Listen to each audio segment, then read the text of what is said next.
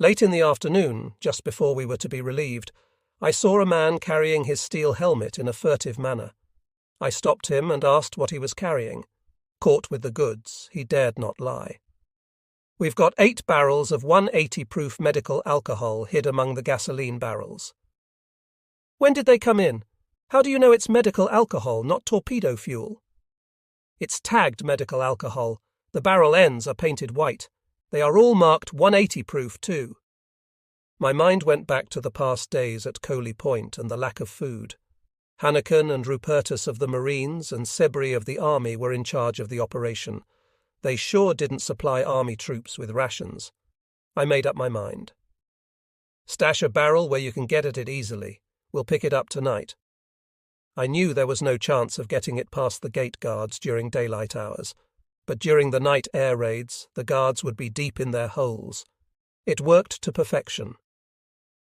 Our weapons carrier drove through the unguarded gate during the midnight air raid, and before daylight the split had been made, all the way up to the battalion commander. My share, diluted by half with water, was stored in a gallon vinegar jug in the sand under my cot. The next morning I was called to the end of the company street. There lay one of our men on the ground, pathetically crying that he was blind. I knew he was blind drunk because he was a troublesome alcoholic. To top it off, along came my battalion commander with the new surgeon, together with my company commander. Major Ben Northridge had just been promoted to command our battalion. The new surgeon tore into me. "Did you know the alcohol you gave those men was torpedo fuel? Wood alcohol. We'll have several men going blind now." I looked at Ben, then John Gossett, and noted the half-smiles on their faces. After all, they had each gotten a share. Even I had partaken of a few shots. I looked at the doctor, whose name was Yancey. "That was straight medical alcohol, not torpedo fuel." At that instant, 2 men walked by carrying old Jock, our supply sergeant, on a litter. Ben looked at me and winked. "Gosh, Lieutenant, it must have been torpedo fuel. Old Jock's been torpedoed." Raucous laughter ended my inquisition, for both Ben and John turned away and returned to battalion headquarters. They were both still smiling, probably going back for another drink. Yancey gave me a final glare, but I ignored him. The next day I was sent to patrol east toward Coley Point. When I arrived back with my men, I thought it would be pleasant to have a shot with a little grapefruit juice. When I probed for my gallon jug, it was gone. Looking up at the rest of the Company H officers sitting around the tent, I asked who took my bottle. I got silly grins and denials. Realizing they were all half drunk, I shrugged. "You are all a bunch of thieves." My challenge failed to provoke an argument. On November 16th, we moved to Skyline Ridge, just southeast of Point Cruz. The actor Joe E. Brown walked along the ridge and talked to many of our men, but I was down the hill at the time, scrounging up a load of barbed wire. Our cooks, who were not accustomed to Japanese, were jumpy. It seemed reasonable, although cruel, to play tricks on them. The men found a pair of Japanese rubber sandals with the big toe separate from the rest of the shoe. After a hard rain at night, someone put on the shoes and walked in the mud around the cooks' sleeping quarters.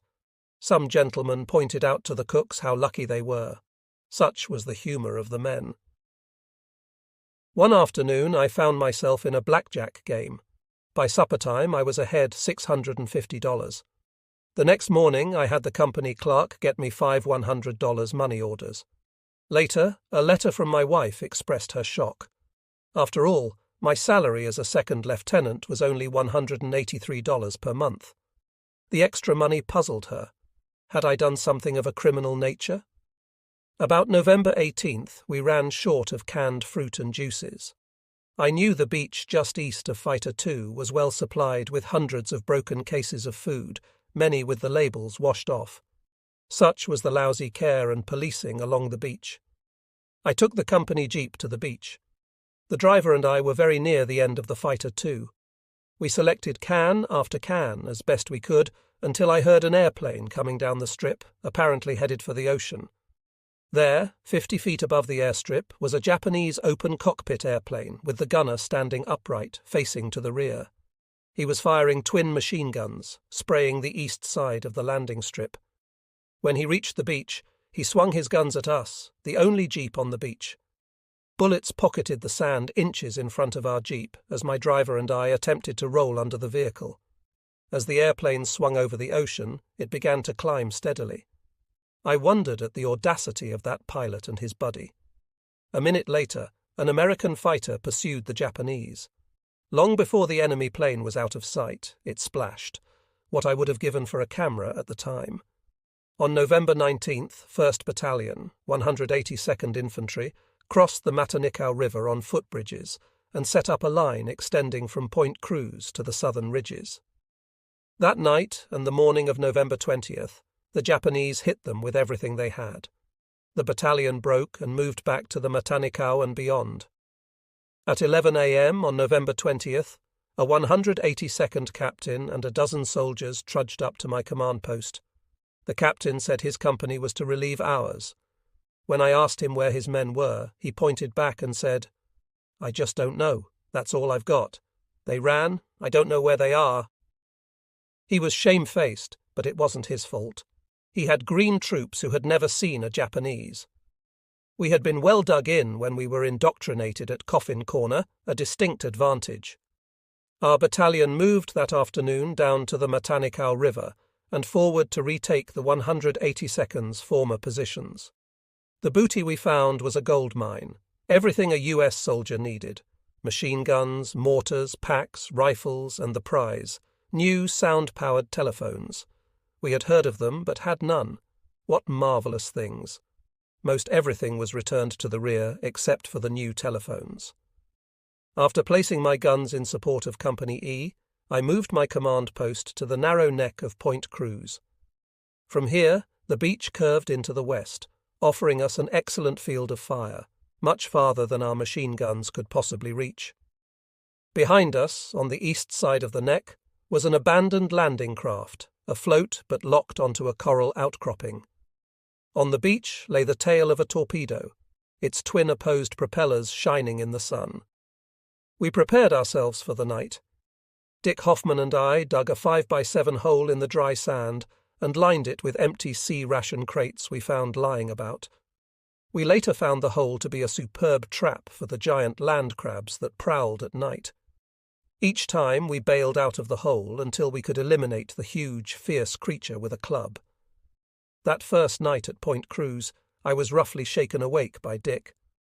"My gosh, Charlie, your snoring is calling all the Japanese within a mile. Wake up!" Many of the men of both Companies E and H suffered from dysentery. One man had the runs so bad he refused to wear his trousers. He made frequent trips into the ocean in the rear of the neck of Point Cruz. Malaria was another problem. Atabrine pills were essential to controlling the disease, which was not only debilitating but deadly. Some men tried to avoid taking the daily pill. In the beginning, we were forced to hand-feed it in formation. I told the men that very likely it would save their lives. Each morning and evening, huge schools of mullet gathered in the shallow water. A small block of TNT usually garnered a gunny sack of fish. This was a new food item to us. John cooperated by sending us a cook stove with frying pans. 2 days later, we noticed a large box the size of a washing machine floating in. Lucky day! It was a crate of Mazola cooking oil, all in gallon cans. So many ships had been sunk offshore that many other items were visible, but they never made it into us. Each morning we obtained the fish, cleaned and fried them for practically the entire battalion. Sometimes it was difficult to maintain order, as too many men slipped away to the beach for a feed.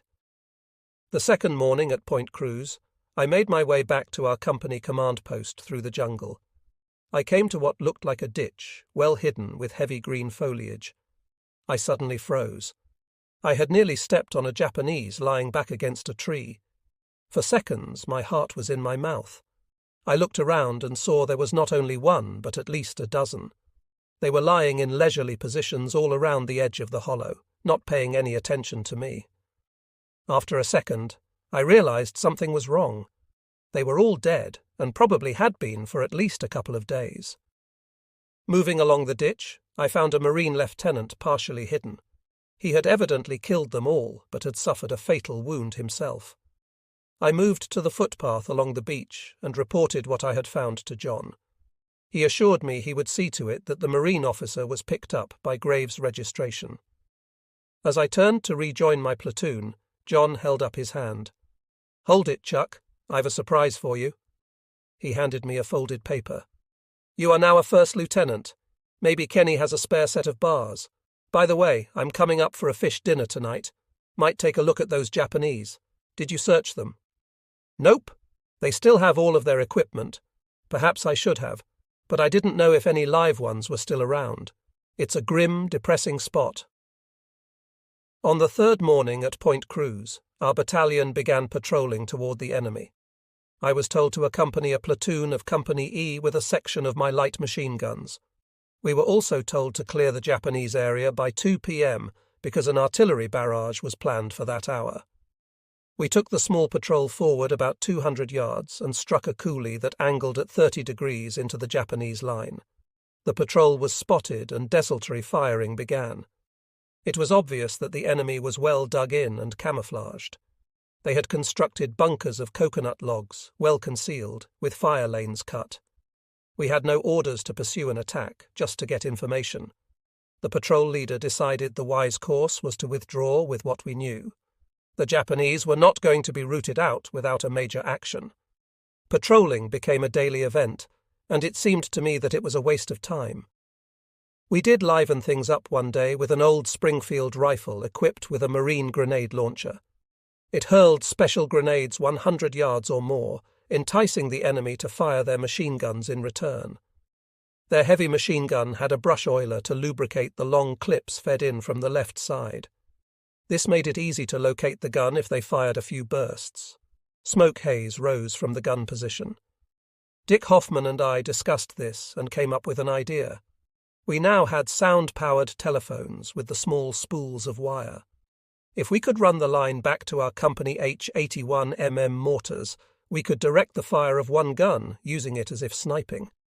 Lieutenant Clayton Kingston, our mortar officer, was enthusiastic. "I'll set my best gun and hook it directly to you. Try to stay out of the line of fire because sometimes we get short rounds." I already knew about those short rounds, especially the heavy 81mm shells, the 16-pounders. They had folding fins to stabilize them, and often one of the spring-loaded fins would not extend due to rust. Then you heard a weird whoosh, whoosh, whoosh, and everyone on the line ducked, yelling, "Short! Short!" At dawn on November 30th, we awoke to see many barrels had drifted onto the beach, most in the Japanese-held area to our west. They had been intentionally dropped from the decks of enemy destroyers during the night. Even better, enemy soldiers were attempting to pull the barrels out of the water.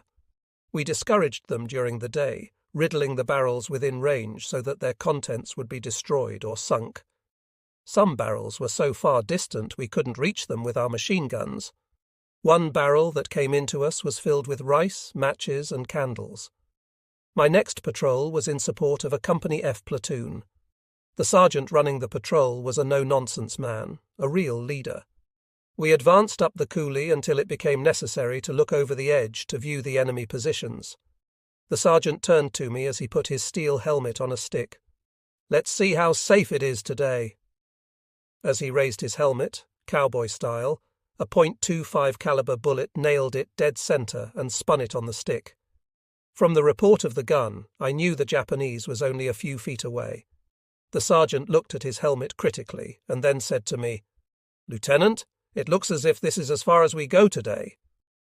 At noon on December 6th, before we could put our plan into action, a man in Company E approached his company commander and said he had been out on the last patrol and had walked all around the Japanese positions.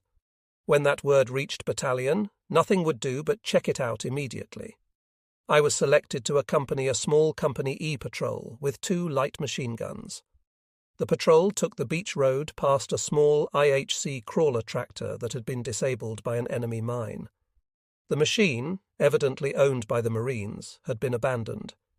As we progressed farther along the trail, I was far enough behind that I could not see the head of the patrol. I heard one shot. Judging from the report, it came from a .25 caliber Arisaka rifle. I ran past the men of Company E until I came upon the patrol leader standing upright in shock. I bumped him and told him to get down. Private Dowsett had been shot only a few feet ahead of him. I beckoned to two of my men who had followed me, then crawled almost to the downed man. There was a coconut tree between us. Dowsett lay facing toward a bunker, midway between the bunker and my tree. The bunker was of heavy coconut logs, about 25 feet away. The shot had to have come from the dark opening in the bunker. I called to one of my men for his belt. After adding mine, I attempted to lasso Dowsett's foot. A Nambu light machine gun opened up from the left flank, but the fire was not directed at me. I called back for one of my squad leaders to bring up a machine gun to pin down the Japanese gun. The corporal crawled up with the gun, and I pointed out the general location of the enemy gun. He opened fire with all 5 rounds before the gun jammed due to a ruptured cartridge. Then things really happened. 3 machine guns caught us in a crossfire and forced me to back away from my tree. As I squirmed from the high dirt mound surrounding the tree, I was showered with bark particles. One enemy gunner knew exactly where I was. At that moment, I could have cheerfully killed my squad leader. The fool had not checked the headspace on his machine gun. It was a simple procedure. Screw the barrel into the receiver, then back off 3 clicks. It's nearly 2 o'clock. The artillery fire is due. We've got to get the hell out of here. The strident shout was from the Company E patrol leader. We hadn't made it back to our lines before we found ourselves ducking incoming shells. It bothered me to leave Dowsett, but I knew he was dead. Evidently he had walked among the enemy positions about 10 o'clock that morning. The Japanese must have been sleeping in the warm sun. Either that, or he was the bait for an ambush. It seems strange that young men feel immortal in combat, but when the day of reckoning comes, our mortality seems fragile, only a breath or heartbeat away. About December 14th, 2 sailors dressed in blue dungarees, carrying old bolt-action rifles, appeared at the neck of Point Cruz. I questioned them to find they had been ashore with a work detail, but during the naval fighting their ship had left.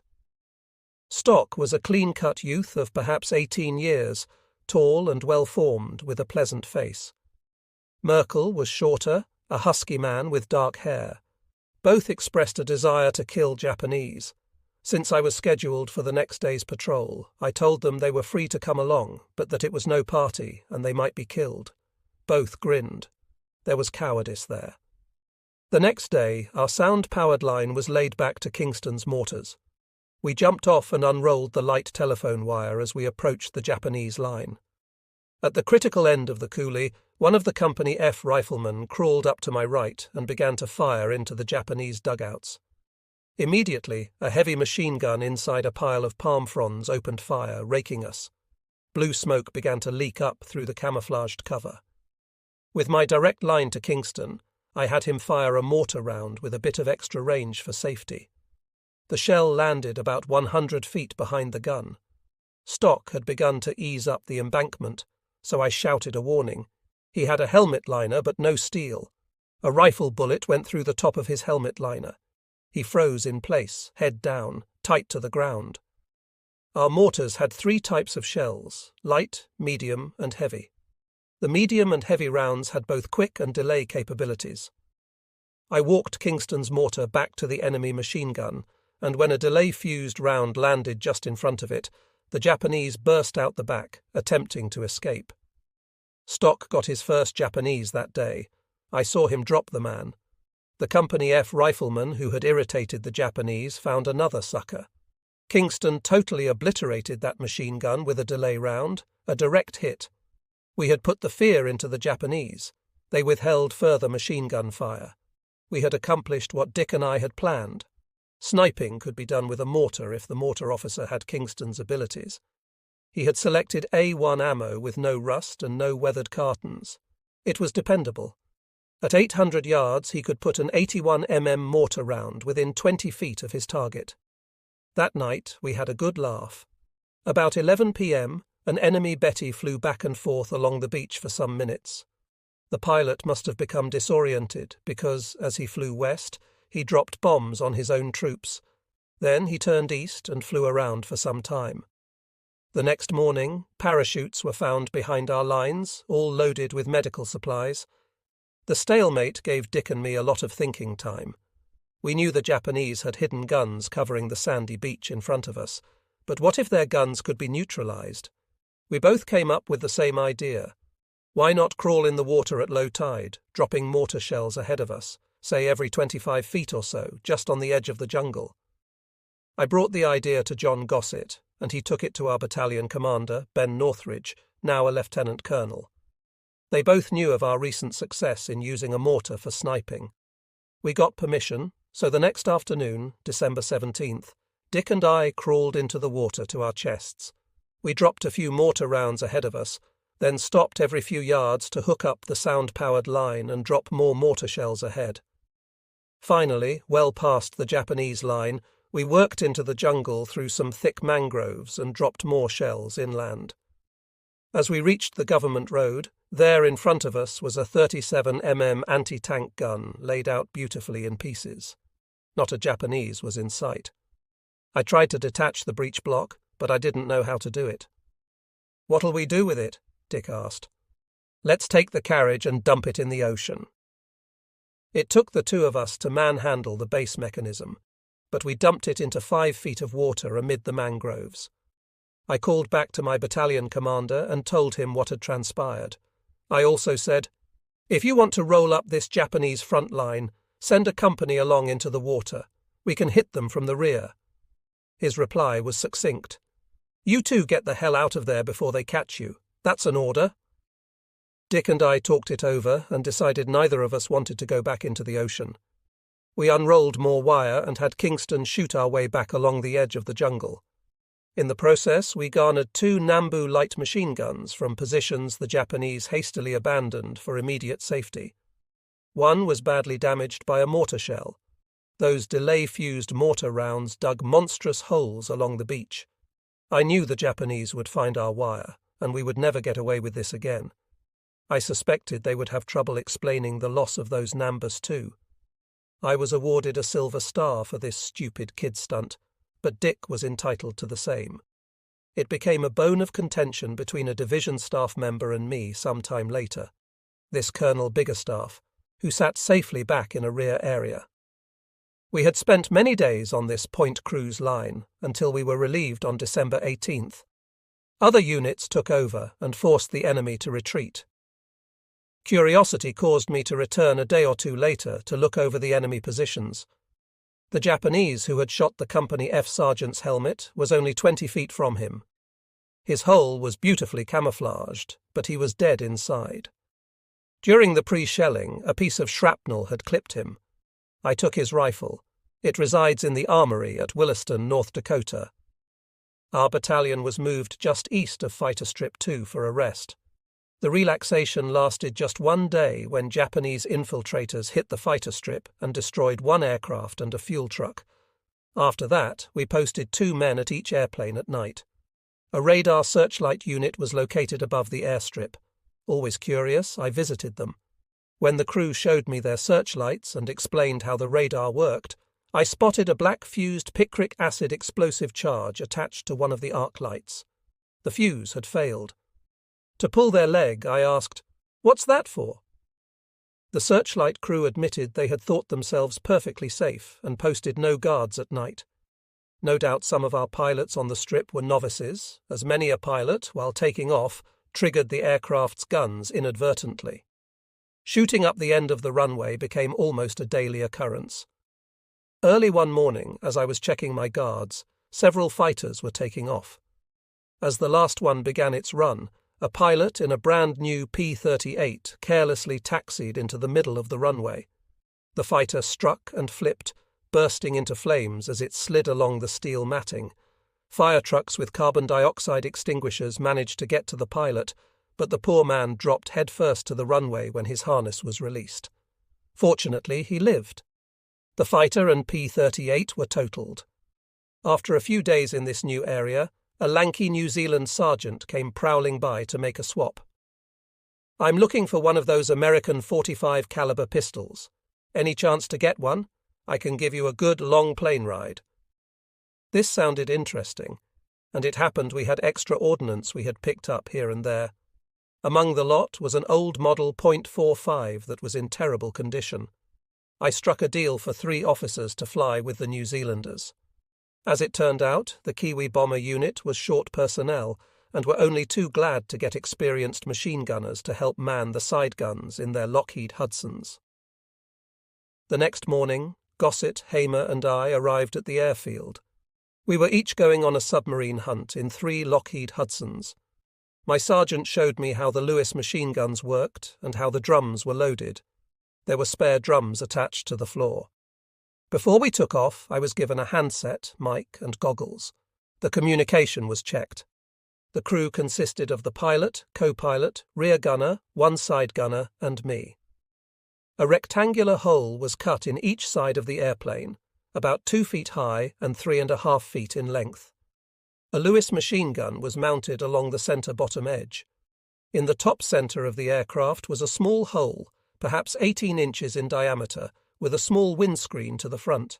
After we were airborne, the sergeant, whose station was the twin turret guns in the tail of the Hudson, informed me, "We'll travel only about 100 feet above the water.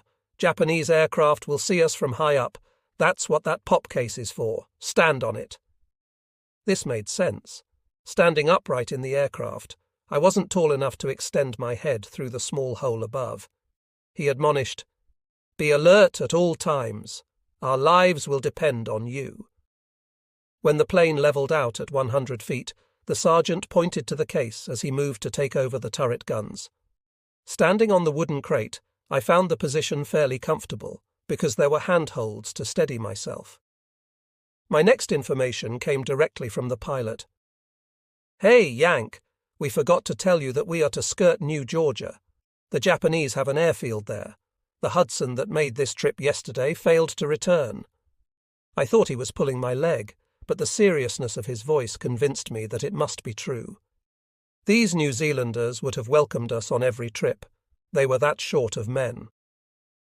After each hour, the side gunner and I relieved the other.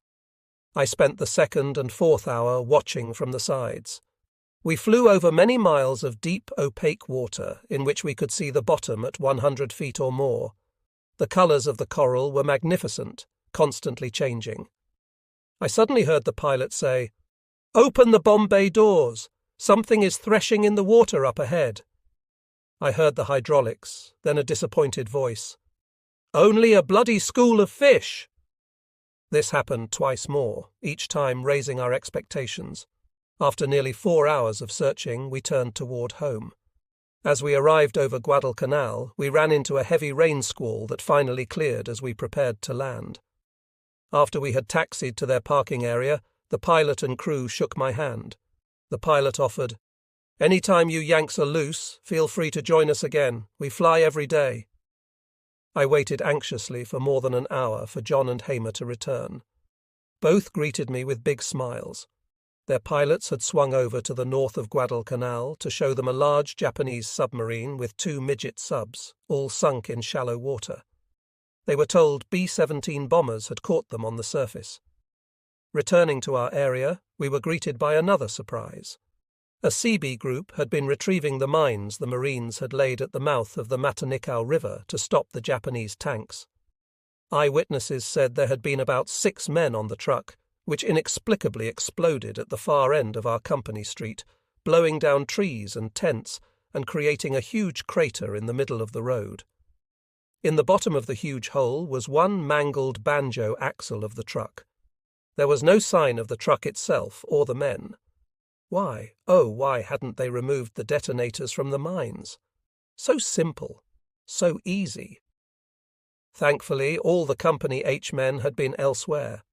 In our everyday conversation, and for lack of something to do, we hit upon getting a 20mm aircraft cannon. Where to find it? The airport, of course. John Giroux, a mechanic from Company H, and I found just such a gun in a P-400, a low-altitude fighter without oxygen and turbocharger. The plane was propped up on gas barrels, being stripped for needed parts. The reason it was junked could be readily seen. It had at least 50 or more bullet holes in the fuselage. Evidently, the pilot had been saved by the small armor plate behind him. It took us 2 days to remove the gun, with no one paying any attention to us. The gun was a lot longer than we'd anticipated, almost 9 feet long. It was gas-operated, requiring a hydraulic pump with a reservoir to cock it. Some CB welders, at a slack period, showed interest in the project.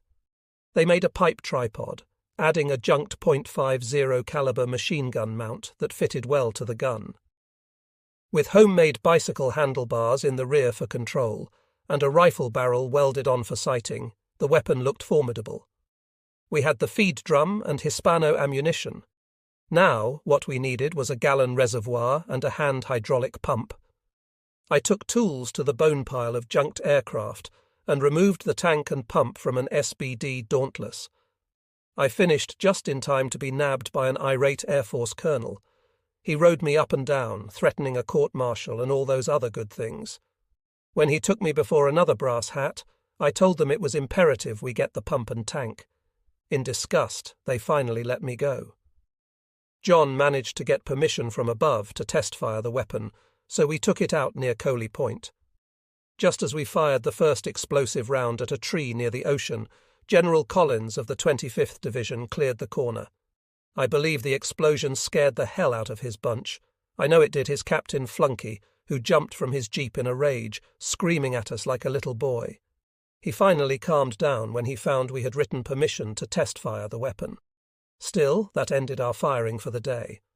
Our next opportunity to fire the 20mm cannon came in Fiji, while on the New Zealand rifle range. About the middle of January, while still bivouacked and maintaining guards on the aircraft at Fighter 2, I received a call to report to battalion headquarters as soon as possible. It was mighty early, as the sun was just coming over the horizon. I figured something important was up. I found both John and our battalion commander, Lieutenant Colonel Ben Northridge, seated at a crude table drinking coffee. Ben peered up at me through those big, thick glasses of his. "Chuck, yesterday the Marines took an LVT, amphibious tractor, up the Lunga River on a patrol. Upon hitting a rock, they tore off a track. They took along some high-priority radios we've got to recover. I'm sending you to pick them up. Hopefully the Japanese haven't found them yet." I didn't mind helping pull other people's chestnuts out of the fire, but not the Marines. I was still upset over our treatment at Coley Point. "What's the matter with the outfit that left the radios?" "All I know is that the responsibility for recovering them has been given to us. These aren't little radios, they're big and heavy. You and John figure out what you'll need, but remember, you'll have to take off as soon as possible." During the next hour, John rounded up 2 small inflatable boats from Service Company to carry the radios downriver. From what information we could glean, the radios were too heavy to pack on men's backs. We decided a 12-man patrol would be adequate if all went well. If not, I was to destroy the radios and run like hell. That was Japanese-held territory we were invading. By 10 a.m., we were loaded on a truck destined for the west shore of the Lunga River. Upon our arrival, the river looked placid, with only a sluggish current. Passing the perimeter guard post on the west side of the Lunga, manned by a marine detachment, I saw they had installed vehicle headlights on trees to cover the inward trail along the river. I thought it a good idea if it worked. The lights might serve as a temporary surprise, but where did they get the headlights and the batteries? Trudging farther in the mud, we found ourselves getting ever closer to rough, high country. Each bend brought a change in the river. It became narrower and with a much faster current. We kept a sharp watch now, realizing we were not far from Mount Austin, which had supposedly been cleared of the enemy. To be honest, I thought the project a lost cause. Surely some Japanese troops had found the amphibious tractor with the radios by now. At a narrow, straight stretch in the river, the vehicle finally came into sight. Viewed through field glasses, it was obvious the machine was a mess. The right aluminum track was off the sprockets and lay to one side. Sending guards to explore both sides of the river, I made sure no Japanese were around. As our men covered our advance, 3 of us entered the river at the rear of the vehicle to find the water about 5 feet deep and very fast. The water temperature was pleasant, a real bonus. Inside the tractor were at least 24 5-gallon jerrycans of gasoline. In addition, there was a full 55-gallon barrel and a case of engine oil.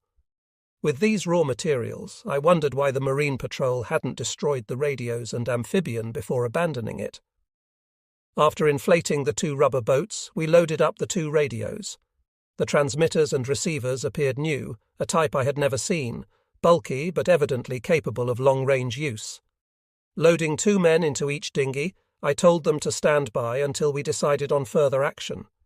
A decision had to be made on whether the rest of the patrol would walk back along the river or attempt to ride the river downstream, using the jerrycans for flotation. I knew it was possible we had bypassed Japanese on the way upstream. They could easily have stepped into the jungle to avoid us. They certainly should have had patrols out watching movement at our perimeter.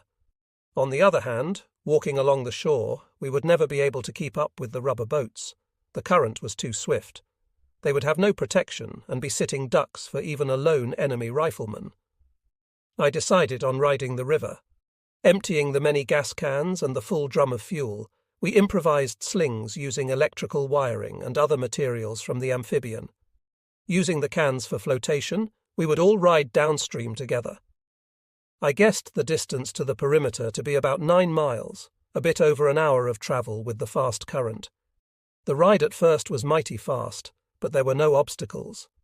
All we had to do was paddle enough to stay centered in the river, holding our weapons up the best we could. But at one point, while still about 4 miles from the perimeter, we ran into a stretch of rapids. My rear contacted an underwater rock, flipping me forward and causing me to lose my good glasses, the only pair that didn't have cracked lenses. Righting myself, I readjusted my gas can support to find I trailed my patrol. After passing the perimeter line and nearing the ocean, we pulled ourselves from the water at about 5 p.m. We managed to catch a ride back to our company kitchen in time for chow. I don't know what happened to the 2 radios after their delivery to the battalion, but I sure knew I would have liked to have kept them. When I first joined the army, I had been a Morse code operator on the old SCR 131 radio. Later that night, I asked John why I'd been stuck with the patrol. He said, "Ben knows you're dependable." I should have been flattered, but I was too tired to care. Later, someone told me we were lucky. The Lunga River is noted for its many large crocodiles. So much for our prior planning.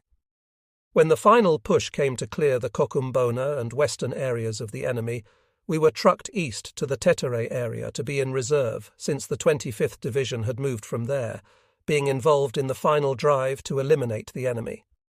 Located along the beach, we immediately resumed fishing with an occasional TNT block to augment our ration issue. One morning, the driver of a weapons carrier passed by. He called to me. It was Jim Nelson, a boyhood friend from Company D whom I hadn't seen for years. In fact, I didn't know he was with our regiment. Pulling over to the side, he jumped down to shake my hand and shoot the breeze. During our reminiscences, he added a pertinent bit of information. "Did you know that there are a bunch of brand new jeeps just a mile or so east of here stuck in a swamp, maybe 7 or 8? How come? Some outfit tried to drive through the swamp, and the other drivers followed in the same tracks. I don't know where the drivers are. They just abandoned the vehicles. They must have walked back to the perimeter for help." After we broke off our conversation, I imparted this choice information to our top sergeant. At the time, both of our jeeps had suffered severe trauma.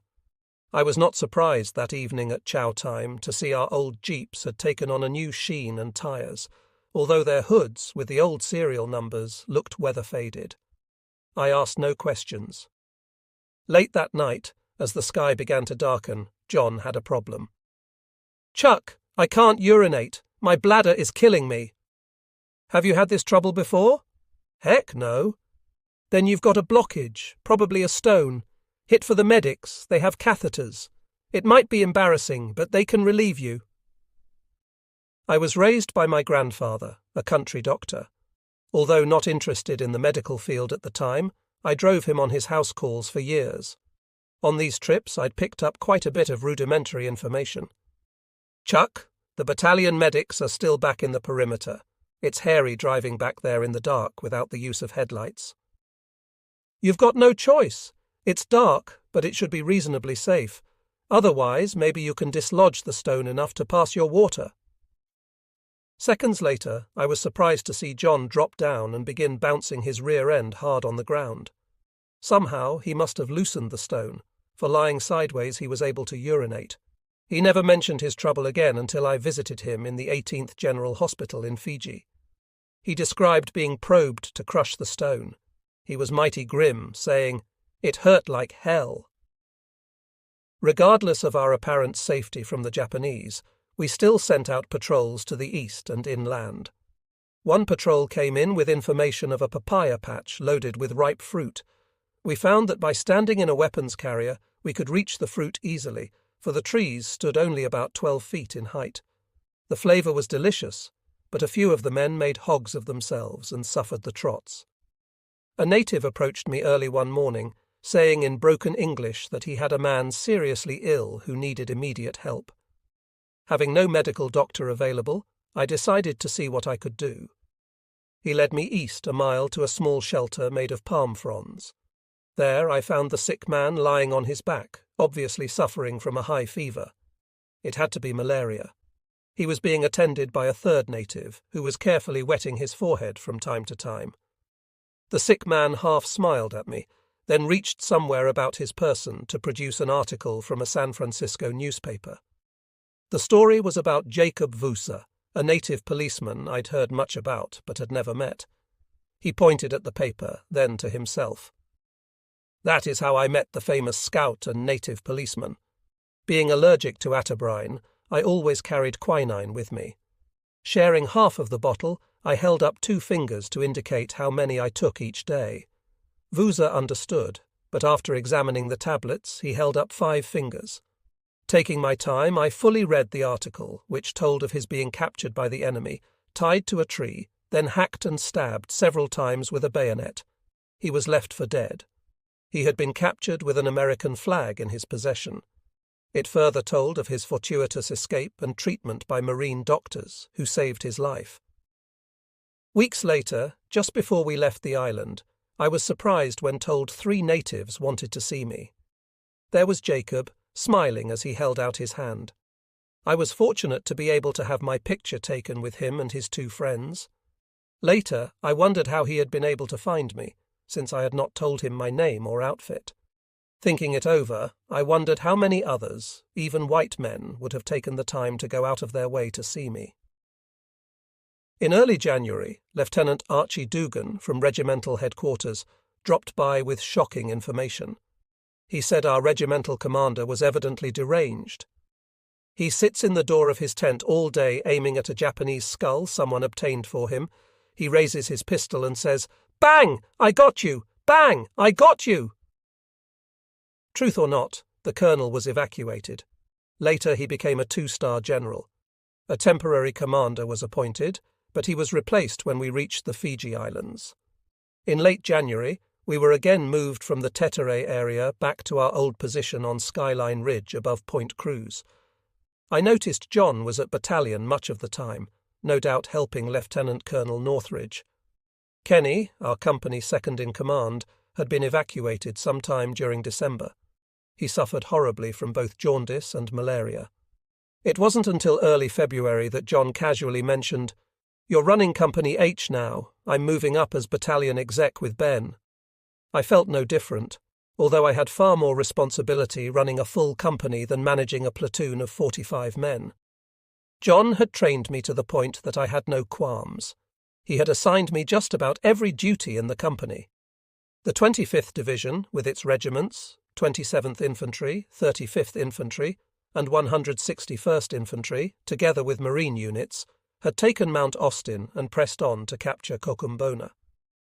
The 2nd Battalion of the 132nd Infantry, of the Americal Division, landed at Verahue on February 1st, effectively bottling the Japanese between American forces in a pincer movement.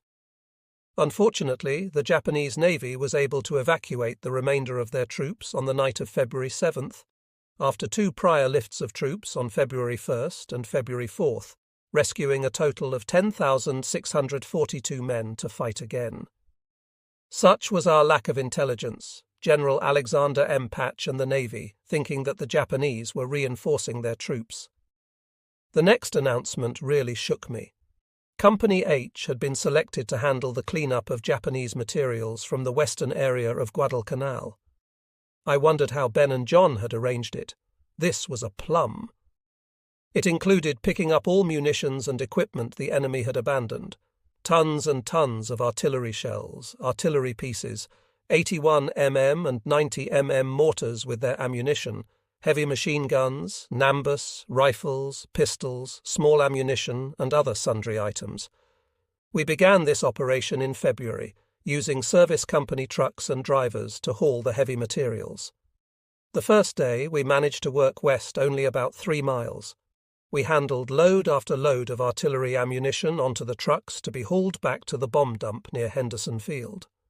On the second day, we found 2 150 mm guns with their tracked prime movers, also some Beaufort 40 mm anti-aircraft guns that had evidently been captured from the British. It wasn't until the third and fourth days that we found items we treasured. Evidently the Japanese had buried much of what they couldn't carry. We found concealed digging in several spots. I noted several Company H men carrying .455 caliber Webley revolvers in their belts, no doubt also captured from English troops.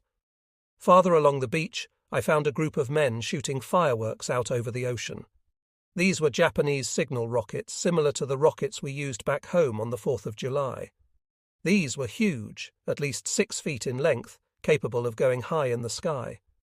I ignored this play, not deeming the items a deep, dark secret.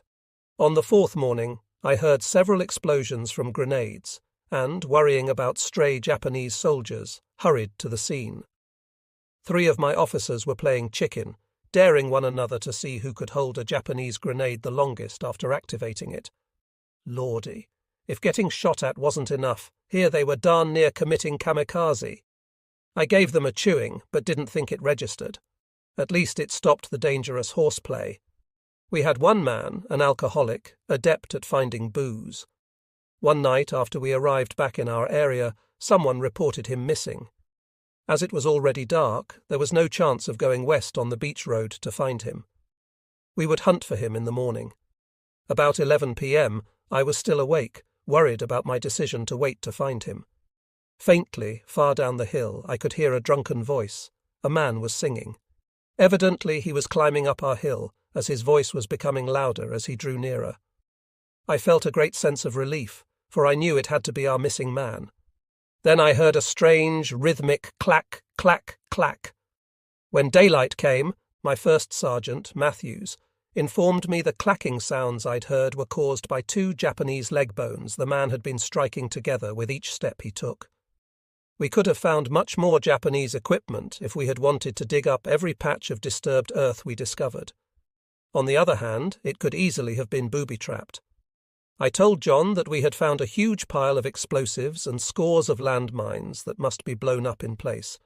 He was interested in seeing it destroyed, so we took No. 10 detonators, fuse and primacord with us the following morning. 500 boxes of picric acid blocks were neatly stacked in a pile, approximately 12 by 12 by 5 feet high. Coils of leaded explosive similar to Cortex were about, so we wrapped them around the pile many times. There were oodles of small landmines that we had nicknamed tape measure mines.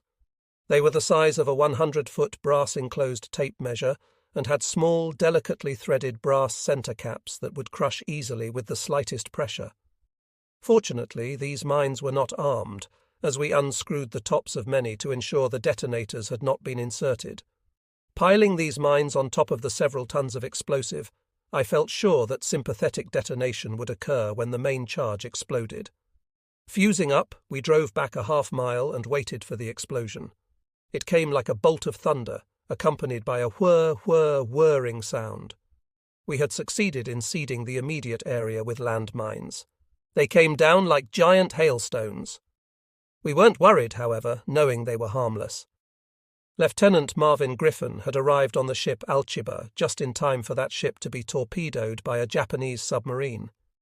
He described the ordeal to us, saying the skipper had quickly run the ship aground to save both ship and cargo.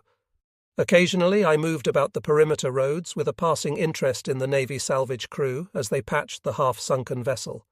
They finally raised it, only to have another submarine resink it with a torpedo on the opposite side. The salvage crew was undaunted. They worked on, determined to put the ship back in commission. They succeeded. In March of 1943, we boarded a transport operated by the Coast Guard, our destination being the Fiji Islands. The food on the ship was superb: eggs, steaks, and fresh potatoes with all the trimmings. I ate every bit, only to have it come back up within a half hour.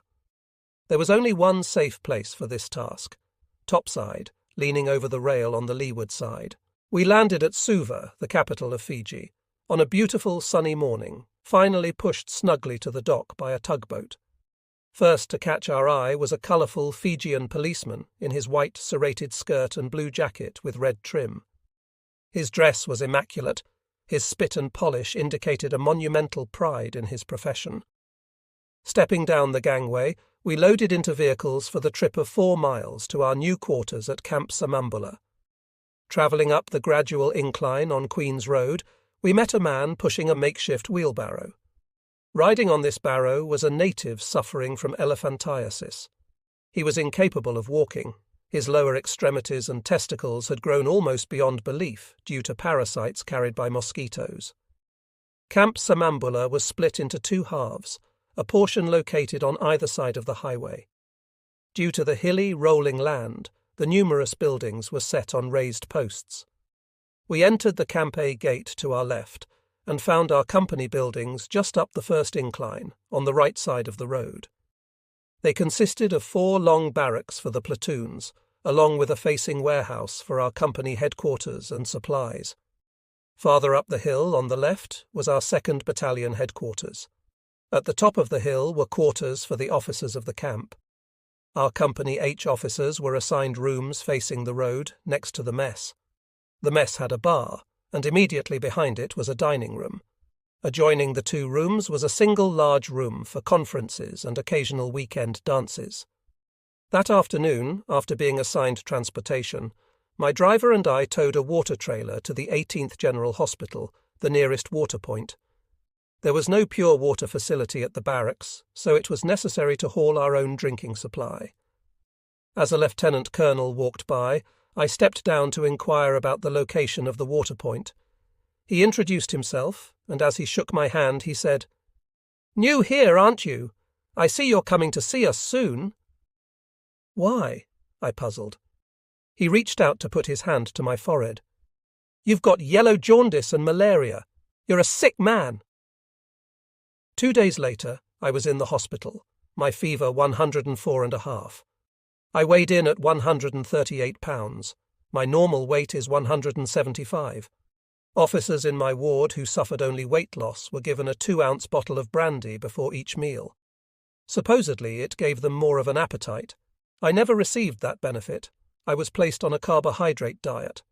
The hospital tried Atabrine on me, against my wishes, 6 pills before each meal. They went down fine, but seconds later they were back up. Those small yellow pills acted like a volcano in my stomach. As I told them, quinine was fine with me. The trouble was, they gave me so many pills each day that I became almost totally deaf. It was a temporary side effect, but understanding a movie without sound was difficult. Returning back at Samambula after a 3-week cure, I found a problem. The military police in Suva had picked up some of my men. Drinking, they'd carelessly lost their hats and ties, then become belligerent. They'd been rounded up and thrown in jail. Nothing would suffice with the military police colonel, who was a West Pointer, but that I personally appear to bail them out. Knowing what they had been through, I held a certain sympathy, feeling they would soon be serious soldiers again. Unfortunately, this colonel in charge of the police had other ideas.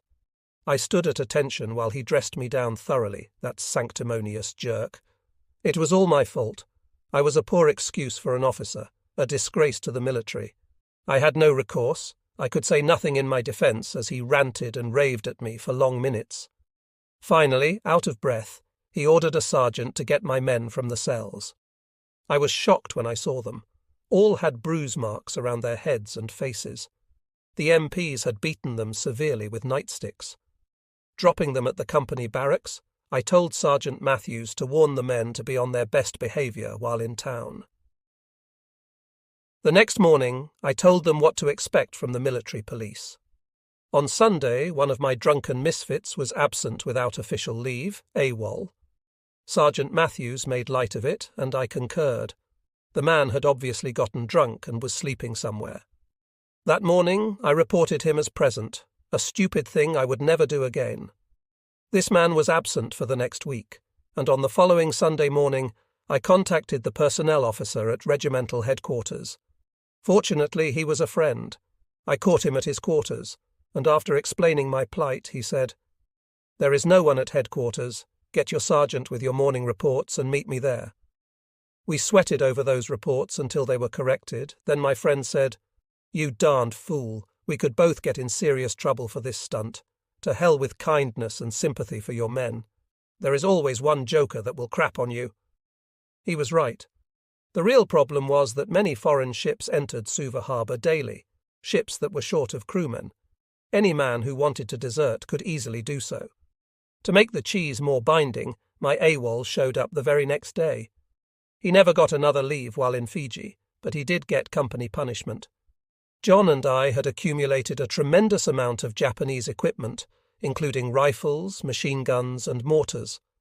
On the training grounds, I had the men erect an apron of barbed wire to demonstrate the different capabilities of Japanese and American Bangalore torpedoes. We found the American version far superior to the Japanese. The explosions brought me to the attention of our new battalion commander, Colonel Dunn. He called me to headquarters to ask why the battalion hadn't been invited to watch the demonstration. The next day, I was appointed Battalion S3, Plans and Training Officer, in addition to my duties at Company H. In this rest area, I found the job required long hours and hard work. In a combat situation, the position would have been almost superfluous. I worked mostly out of the battalion headquarters building, but sometimes in my room up on the hill. Colonel Dunn was very supportive and greatly interested in training. Being an avid reader, I studied the battalion's collection of training manuals, using the information to write scripts for the men to actually act out, beginning with small unit actions. What I read enlightened me. I was envious of the Japanese Nambu machine gun. It had a 30-round clip instead of the 20 rounds of our Browning automatic rifle. Why didn't the ordnance people put a bipod on our light machine gun and a stock in the rear as the enemy did? Why didn't they adapt the 60mm mortar to the same principle as the Japanese grenade launcher, for direct aiming and instant firing? Look at the enemy ammunition. It was .25 caliber, but it killed as well as our .30 caliber cartridge, which weighed nearly twice as much. We were fighting a modern war with Wally-1 equipment. The only thing in our favour was the new M1 rifle. Even our single-trail cannon was obsolete. A Chinese proverb says, "A wise man learns by the mistakes of others. A fool learns by his own." Unfortunately, many of my experiences were learned the hard way, but I had picked up a lot from those many mistakes made on New Caledonia and Guadalcanal. Training began with pointers on how to take out enemy machine guns or strong points with 2 or more men.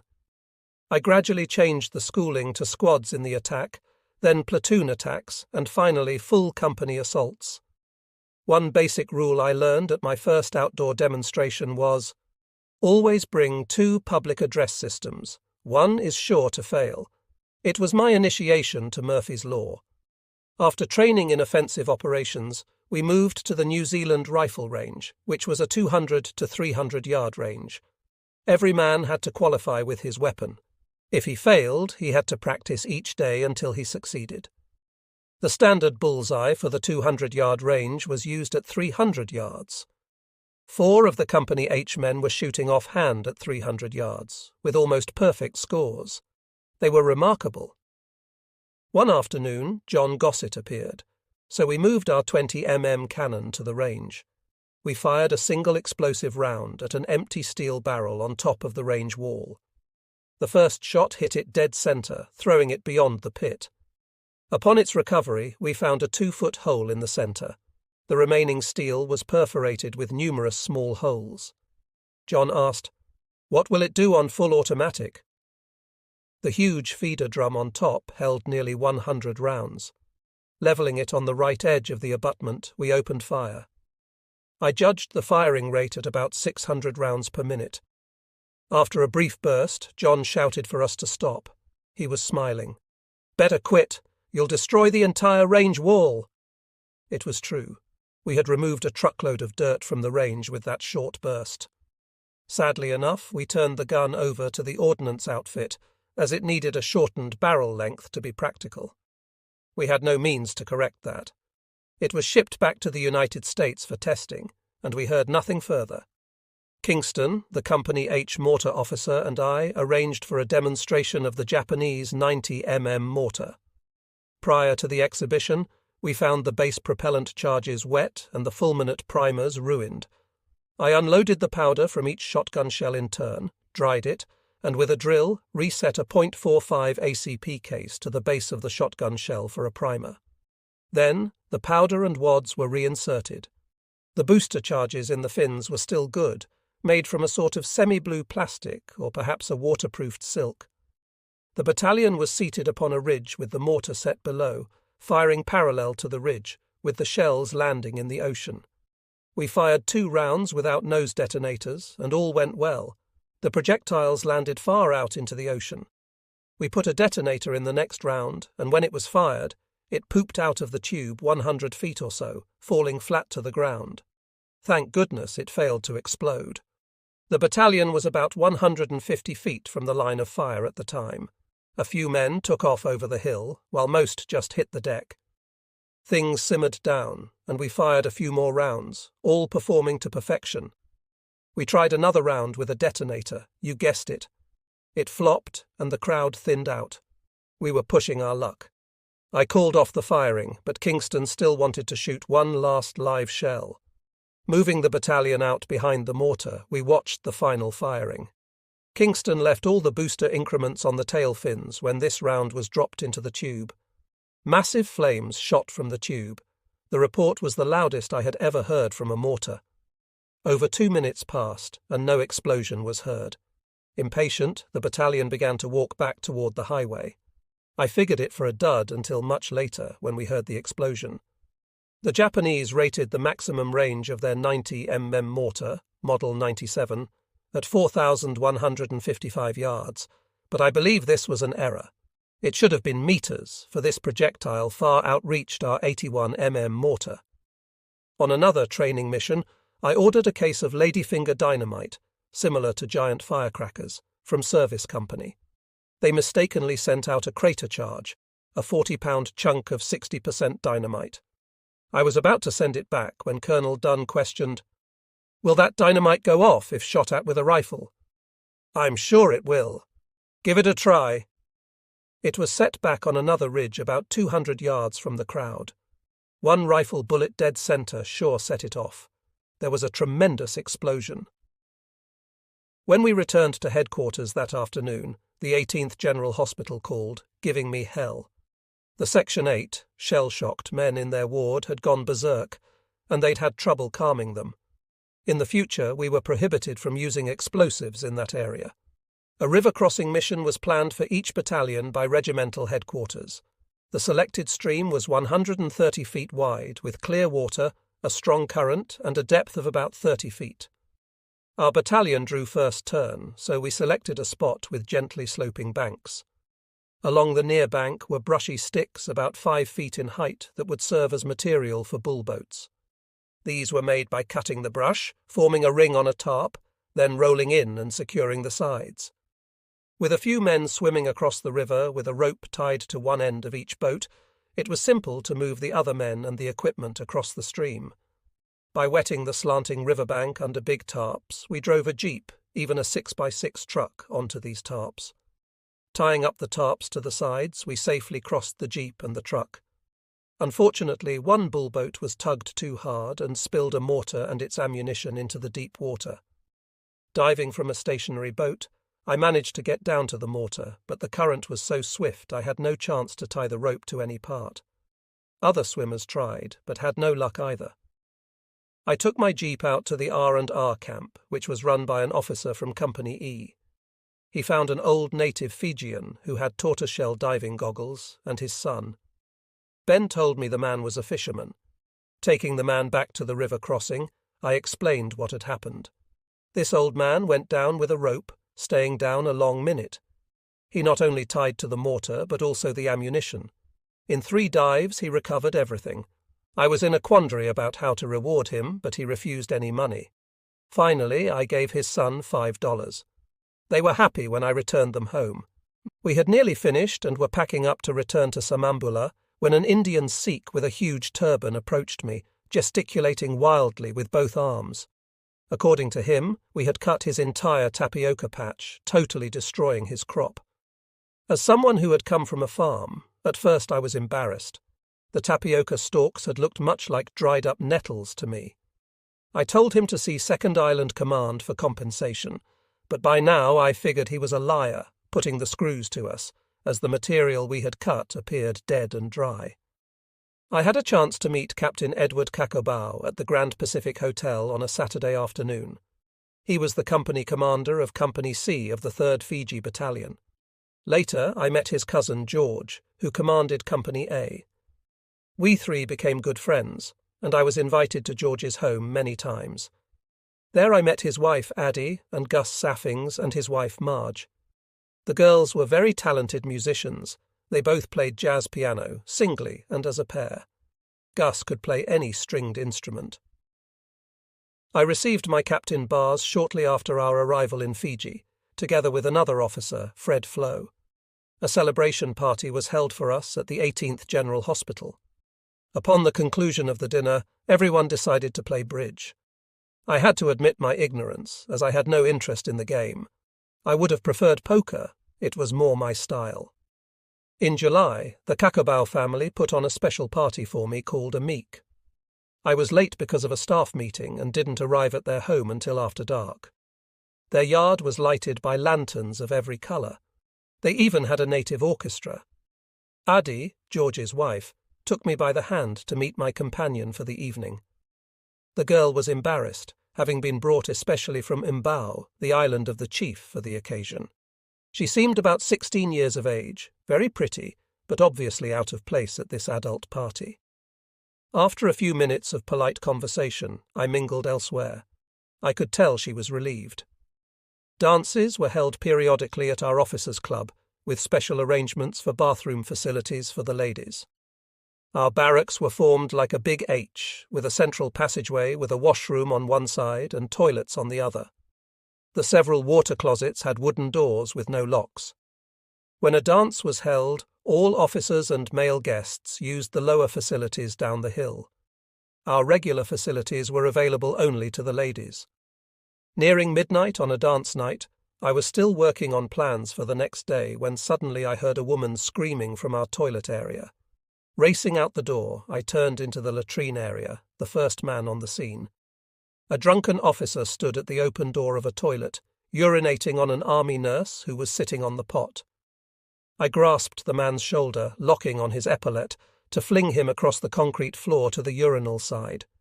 He was of slight build, a lightweight, with a small mansard moustache under his nose. Other officers joined me, and a captain rescued his nurse date. She was mighty shaken. Glancing at the stunned man on the floor, I perceived he was a bird colonel. I had never met the man before, but I instinctively knew he was our new West Point regimental commander. I silently slipped away. Most weekends when free, either George Kakobau or Gus Saffings and I fished, using dynamite for bait. On one occasion, George and I went up the coast about 30 miles to fish in a tidewater river. We scored with several huge fish in the 20-pound class. As George removed their heads, a Fijian boy came by, asking for them. Toward dusk, George turned to me. "Hey, let me drive your jeep." "Where are we going?" "To get some supper." I was agreeable, and sure enough, he knew the location of a small village. They treated him like the king he was. Up until then, I hadn't realized that George was a grandson of King Kakobau, the past ruler of the Fiji Islands. Later, after Ep.2, George became Sir George Kakobau, Governor-General of the Fiji Islands. My wife and I visited him and his family in 1978 at Government House in Suva. We had a lot to talk over, but had to be discreet. We had both remarried. Dinners were held each Sunday night at the Grand Pacific Hotel just below Government House. The English civilians showed up in force with their wives, dressed to the nines. Several wore uniforms of their past association with the British military. Our dress uniform was chino cotton with a black tie, hardly competition for those so grandly apparelled. At first we received haughty frowns from the dowagers, but persistence paid off. We were soon accepted. The semi-outdoor bar attached to the hotel was always crowded. Officers escorting their nurse dates had to pass through this section to gain the walk outdoors to the lawn and oceanfront. Many devious smiles and smirks were cast as the couples entering the bar from outside were forced to run the gauntlet of drinkers to enter the hotel proper. Occasionally, a nurse wearing a white skirt would come inside with heavy grass stains on her rump and back, while her escort's knees and elbows also showed heavy stains. At this sight, loud cheering and clapping were heard, the couple suffering much embarrassment. Good tips, we all thought. Our monthly pay had to be picked up at the finance office in Suva. At a long desk, checks were alphabetically arranged in groups along the 30-foot counter. Just because Congress had declared an officer a gentleman didn't deter some officers from thievery. One or more removed checks and cashed them in town, the merchants thinking all was above board. The next month, we were ordered to place our thumbprint on the back of our check before leaving the finance office. This stopped the thefts. I was invited to a poker game one evening, but had only $20 on my person. Someone remarked, "It will take only 20 minutes to lose it." He was right. In that same game, a new officer was caught cheating. Captain Al Weist, an expert at poker, trapped him. A few days later, this officer managed a transfer out of our battalion. A good thing too, for he had been ostracized by all. Edward Kakabau invited me to go along to the island of Ovalau for a weekend. We were to meet at Londoni on Friday to catch a motor sailor at the dock. When I arrived at noon, I was fed at his army camp. Then a letter of apology was handed to me. It seemed Edward's company was to manoeuvre as enemy against units of one of our American regiments. Although I was no longer fully associated with Company H, a half-dozen men from that unit arrived by truck. They had booked passage on the sailboat, having reservations at the hotel in Ovalau. Knowing them all, I shared the beer they carried. When we landed at the dock in Ovalau, several were loaded. I was booked at the Gentlemen's Club, a refined private club for the upper echelon of prosperous Englishmen. This club had a fine, old-fashioned bar. The entire building had stood for ages, signs of old prosperity readily apparent. Outside, a group of elderly men were bowling on the grass. I was graciously invited to participate, but begged off, knowing they had their own groups. I could see the relief on their faces when I declined. Wandering along a cricket field, I met the Company H men speaking with several Fijian girls. The girls were trying to entice the men into playing field hockey with them. One or two girls disappeared for a moment, coming back with 4 other girls carrying several hockey sticks. These sticks were about 4 feet long, hardwood, with a crook at the bottom end. Fijian girls had walked and run all of their lives. They were physically far more fit than our men. They played the men out in a matter of minutes, running like deer. They loved to reach out to trip the men with their sticks. They didn't play fair. It was the roughest I've ever seen men treated by girls.